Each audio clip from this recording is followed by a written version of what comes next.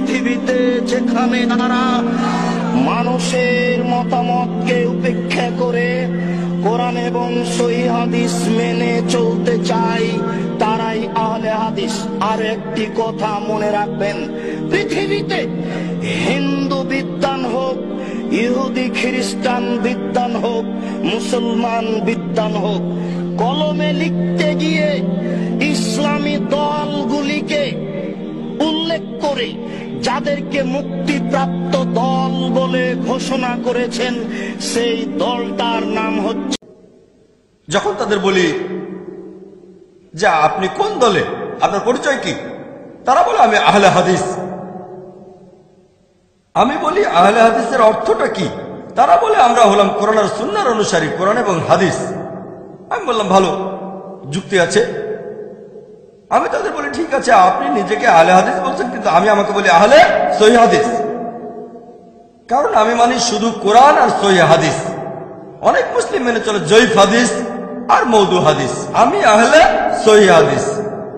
যদি এরকম নাম ডাকতে চান, দেখেন অনেক হাদিসে আছে যেগুলো জয়ীফ হাদিস আর মওদু হাদিস, নাবির নিচে হাত বাঁধা এরকম। এখন তারা বলে আহলে হাদিস, আমি বলি আহলে সহিহ হাদিস। যদি এরকম নামে ডাকতে চান, আমি তাদেরকে বলি ভাই আপনারা আহলে হাদিস মানে কোরআন আর হাদিস পুরোপুরি মেনে চলেন, খুব ভালো কথা।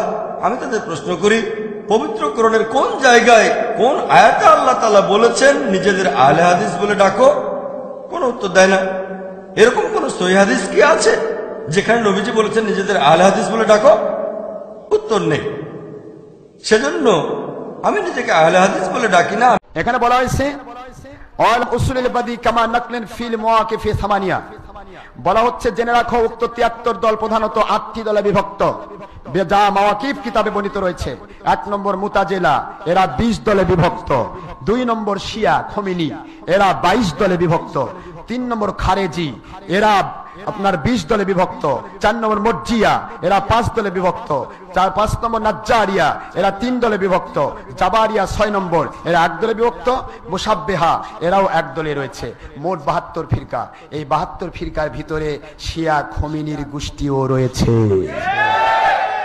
এখন আপনার যদি ভালো হয় 72 ফিরকা যাবেন, চলে যান, সে যে কেউ যেতে পারেন, আমার কি আপত্তি? আমি কি আপনাকে জুলুম করবো নাকি? নাকি ওদের মারে ফেল দিবার কইছি? খবরদার, কোন মানুষের উপর জুলুম করা যাবে না, এটা মনে রাখবেন। কারণ এখানে আমি কেন বললাম, এটা কেন হলো, এটা রাসূল পাক সাল্লাল্লাহু আলাইহি ওয়াসাল্লাম 72 ফিরকার পরিচয় দিলেন। এই পরিচয় দেওয়ার কারণটা কি? এই কারণটা একটাই, সেটা হলো আপনারা শুনে নেন।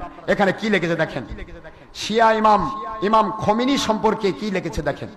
সে লিখতেছে, আমাদের শিয়া ইসনা আশারিয়া খমিনি গোষ্ঠী মাযহাবের জরুরি আকাইদের অন্যতম এই যে আমাদের ইমামদের এমন মর্তবা অর্জিত আছে যে মর্তবা স্তর কোন নৈকট্যশীল ফেরেশতা এমনকি নবী রাসূলও কোনোদিন পায় নাই।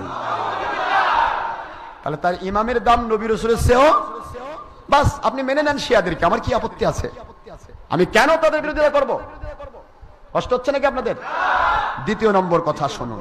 দ্বিতীয় নম্বর, আবু বকর রাদিয়াল্লাহু আনহু, আবু বকর এবং ওমর সম্পর্কে আমার আল্লাহর হাবিব বলেছেন, বুখারীর হাদিস, হুব্বুল আবু বকর ঈমান ওয়া বুগদুহুম কুফরুন। আবু বকর ওমর সহ সকল সাহাবীকে ভালোবাসা ঈমান, আর তাদের বিরোধিতা করা কুফরি। নাউযুবিল্লাহ বলে। সেখানে তিনি কি বলছেন দেখেন, যে বলতেছে, সে লিখতেছে, এটা লিখেছে সে হুকুমাতুল ইসলামিয়া পৃষ্ঠা 52, তাদের লেখা কিতাব। এবার লিখতেছে যে হযরতে আবু বকর রাদিয়াল্লাহু আনহু ইহুদি কথা অনুসারে কলেমায়ে তাওহীদ ও কলেমায়ে রিসালাত প্রকাশ্যে মুখে উচ্চারণ করেছিল বটে, এই আশায়, এই লোভে সম্ভবত রাসূল পাক সাল্লাল্লাহু আলাইহি ওয়াসাল্লাম তাকে শাসন ক্ষমতা দান করবেন। মনের মধ্যে সে কাফেরই ছিল। নাউযুবিল্লাহ কোন? সিদ্দিকে আকবরকে বলেছে মনের মধ্যে সে কাফেরই ছিল। মানবেন তো শিয়া? মানে নেন শিয়াদেরকে। ভালো করে শুনুন পরবর্তী কথা। তারপরে সে লিখতেছে এখানে, এটা এই কথাটা লিখেছে কোথায়? এই কথাটা লিখেছে আপনারা আয়াতে বাইনা তাদের কিতাব পৃষ্ঠা 85 অনুসরণ রুজুহিয়াতে উল্লেখ আছে। এরপরে তারা লিখেছে এরকম অসংখ্য কথা, আমি বলতে শেষ করবো না। মুতাবিয়া ইসলামী শরীয়তে হারাম। কি বলুন? টাকার বিনিময়ে আজকে রাতের জন্য কাউকে কিনে নিলাম, এরপরে তাকে আবার অকাম বদকাম করে তাকে টাকা দিয়ে ছেড়ে দিলাম, এটা কেউ মুতা। নাউজুবিল্লাহ পড়বেন না? এই মুতাবিয়া সম্পর্কে তাদের কি আকীদা দেখেন, ভালো করে দেখেন, খুব ভালো করে দেখেন। মুতাবিয়া সম্পর্কে আকীদা তাদের কি আমি বলে দিচ্ছি আপনাদেরকে। তারা লিখতেছে শিয়াদের মতে হাদিসে আছে যে ব্যক্তি একবার মুতা করবে, একবার কোন মহিলার সাথে সঙ্গম করবে টাকার বিনিময়ে, সে হুসাইন আলাইহিস সালামের মর্তবা পাবে। যে 2 বার মুতা করবে সে ইমাম হাসানের মর্যাদা পাবে। যে 3 বার মুতা করবে সে আলী আলাইহিস সালামের মর্তবা পাবে। যে 4 বার মুতা করবে সে মুহাম্মদ সাল্লাল্লাহু আলাইহি ওয়াসাল্লামের মর্তবা পাবে। শিয়াদেরকে মেনে নিবেন? নেন। আমি এই কথাগুলি বলা কি উস্কানি? এই কথাগুলি বলে দেওয়া আমার জন্য ফরজ। এটা সরকারি দলেরও দরকার আছে, বিরোধী দলেরও দরকার আছে, এটা আমার প্রশাসনিক ভাইয়েরও দরকার আছে। সারা পৃথিবীর মুসলমানকে সংশোধন হওয়ার জন্য এ কথা বলা আমার জন্য ফরজ। কয়টা আকীদা নিবেন, কয়টা নিবেন? এরকম হাজার। বলতে গেছি এক কথায় শেষ করে দেই, সময় নেই, আমি নামাজে চলে যাব। এখানে পরবর্তী কথা, এক কথা এখানে বলা হচ্ছে যে তারা কি কি লিখেছে তাদের কিতাবে, সেগুলি এক কথা এখানে বর্ণনা দেওয়া হয়েছে। যে প্রাণীর ছবি সম্পর্কে বিভিন্ন কথা তারা বলেছে। এখানে এক কথায় বলা হয়েছে, 1 নম্বর তাদের আকায়েদ, 1 নম্বর তাদের ইমামদের মর্যাদা নবী রাসূল আলাইহিস সালাম গণের এমনকি হুজুর পাক সাল্লাল্লাহু আলাইহি ওয়াসাল্লামের চাইতেও অনেক বেশি। 2 নম্বর হযরতে মিকদাদ ইবনুল আসওয়াদ, আবু যর গিফারি এবং সালমান ফারসি রাদিয়াল্লাহু আনহু গণ ব্যতীত বাকি সকল 6 লক্ষ সাহাবী, সমস্ত সাহাবীগণই তারা কাফির, নাউজুবিল্লাহ। তারপরে তারা 3 নম্বর দিয়েছে, বিশেষ করে হযরত আবু বকর রাদিয়াল্লাহু আনহু, হযরত ওমর ইবনে খাত্তাব রাদিয়াল্লাহু আনহু, ওসমান রাদিয়াল্লাহু আনহু দুশ্চরিত্র সম্পন্ন ছিলেন, ক্ষমতালোভী ও মুনাফিক ছিলেন, নাউজুবিল্লাহ। যার কারণে প্রস্তাব দেওয়া সত্ত্বেও ওনাদের সাথে হযরত ফাতেমা রাদিয়াল্লাহু আনহাকে হুজুর পাক সাল্লাল্লাহু আলাইহি ওয়াসাল্লাম বিবাহ দেননি, আলীর সাথে বিয়ে দিয়েছেন, নাউজুবিল্লাহ। উম্মুল মুমিনিন হযরত আয়েশা সিদ্দিকা রাদিয়াল্লাহু আনহা, হাফসা রাদিয়াল্লাহু আনহা হত্যাকারিনী, তারা লিখেছে হত্যাকারী, তারা হত্যা করেছে, কারণ ওনারা সাইয়েদুল মুরসালিন হুজুর পাক সাল্লাল্লাহু আলাইহি ওয়াসাল্লাম কে বিষ খাওয়ায়ে শহীদ করতে চেয়েছেন, নাউজুবিল্লাহ। বর্তমানে কোরআন শরীফ পরিবর্তিত ও বিকৃত, তারা লিখেছে পরিবর্তিত বিকৃত। মূলত আসল কোরআন শরীফে 17,000 আয়াত ছিল, যাতে আসল কোরআন শরীফে কয় হাজার আয়াত ছিল? 17,000 আয়াত ছিল, যাতে হযরত আলী রাদিয়াল্লাহু আনহুর ইমামতির কথা ছিল, সেগুলো কোরআন শরীফ থেকে সাহাবায়ে কেরামগণ কেটে বাদ দিয়েছে। আরে নাউজুবিল্লাহ, জোরে পড়েন না কেন? 6 নম্বর মুতা তথা কন্টাক্ট বিবাহ জেনা জায়েজ তো অবশ্যই, বরং মর্যাদা লাভের কারণ। হযরত ওমর রাদিয়াল্লাহু আনহু ইয়াকে হারাম বলার কারণে প্রকাশ্য কোরআনের বিরোধিতা করে ওমর রাদিয়াল্লাহু আনহু কাফির হয়েছে, নাউজুবিল্লাহ।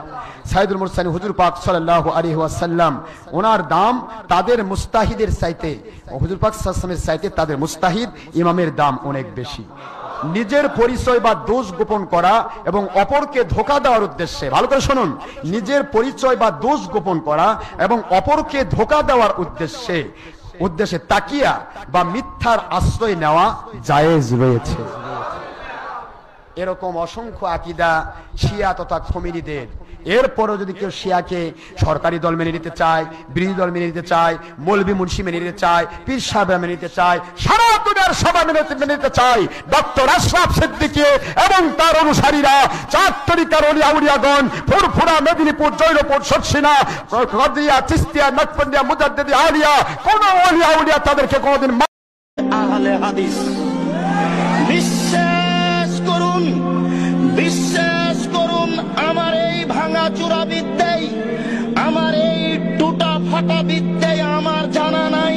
পৃথিবীর কোন হিন্দু বিদ্যান, পৃথিবীর কোন খ্রিস্টান বিদ্যান, পৃথিবীর কোন ইহুদি বিদ্যান, পৃথিবীর কোন মুসলমান বিদ্যান, লাখো ইসলামী দল আছে, আহলে হাদিস ব্যতীত আর কোন দলকে মুক্তিপ্রাপ্ত দল বলে কলমে ধরেছে এটা আমার জানা নেই। অতএব কথাটা আপনি আবারও বিবেচনা করে ভেবে দেখুন। এই মিথ্যুক ভাইরাস বক্তার প্রতি আমার যে ক্ষোভ, তার চেয়ে উল্টাটা আপনার মহব্বত বেশি। আপনি একটা মুনাফিক, আপনি আহলে হাদিসের কলঙ্ক, আপনাকে আহলে হাদিস বলাটাই অন্যায়। ওয়াজ শিখাতে আসেন আমাকে, বাটপারি করার জায়গা পান না আপনি, আমাকে ভাষা শিখাতে আসেন। আমি বলিনি যে আমাকে গালি দিক, আমাকে মেরে ফেলে দিক, একটা টু শব্দ আমি করবো না, বরং দোয়া করবো তার জন্য। পৃথিবীতে কোন বিদ্যান, কোন ইসলামী দলকে মুক্তিপ্রাপ্ত দল বলে কলমে উল্লেখ করেছে